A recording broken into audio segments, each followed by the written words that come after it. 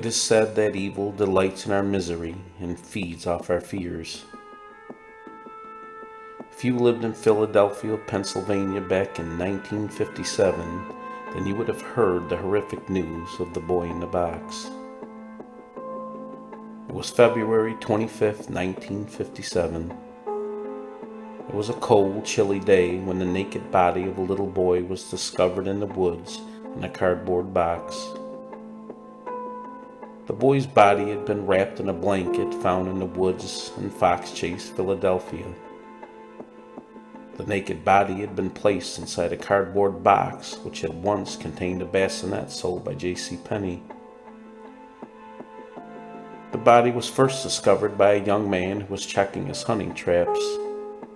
But fearing that the police would confiscate his traps, he decided not to report what he had found.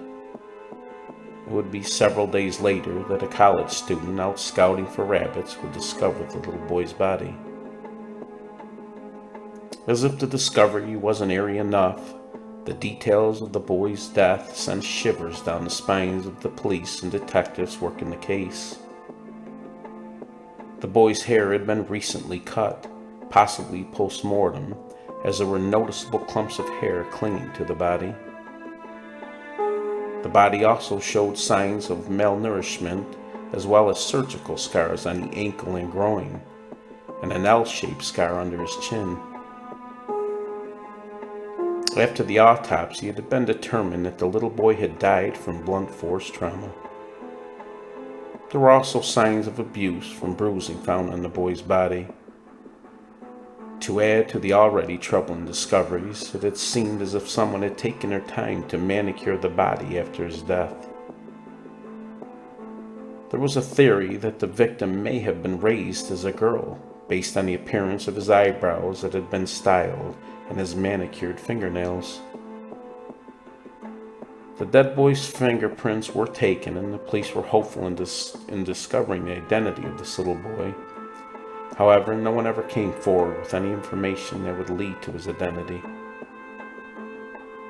The case attracted massive media attention, and there were thousands of flyers sent out depicting the boy's likeness. They were sent across the area, and the crime scene was combed over several times by hundreds of police and volunteers looking for clues.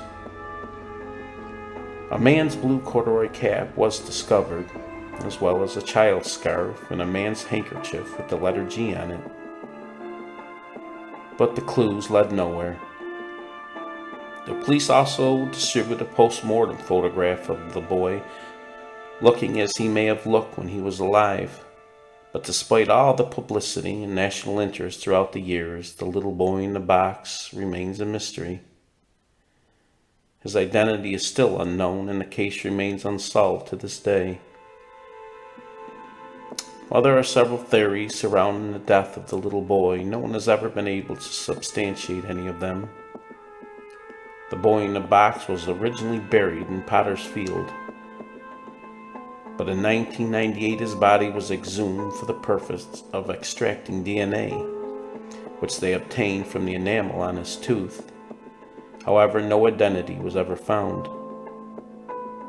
He was reburied at Ivy Hill Cemetery in Cedar Brook, Philadelphia. The plot was donated, as well as the coffin, headstone, and funeral services, by the son of the man who buried the boy back in 1957.